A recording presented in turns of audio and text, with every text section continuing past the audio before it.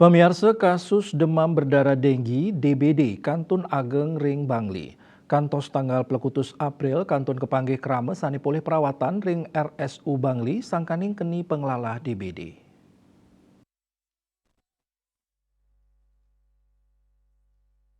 Kabid Pelayanan Medik RSU Bangli Dr. Gede Sastrawan Mausang kantos tanggal Plekutus April wenten limang diri pasien DBD sane kerawat ring RSU Bangli. Anutin akumulasi ngawit siki kantos Plekutus April kauningin wenten 56 diri pasien DBD sane sampun ketampenin. Panincapan kuentenan pasien DBD sane ngeranjing ke RSU Bangli kauningin memargi sampun dawak Desember sane lintang. Pinih akeh ring Maret sane lintang inggih punika 110%. Pasien DBD sane nglaksanayang perawatan ring RSU Bangli akehan raw saking kota Bangli.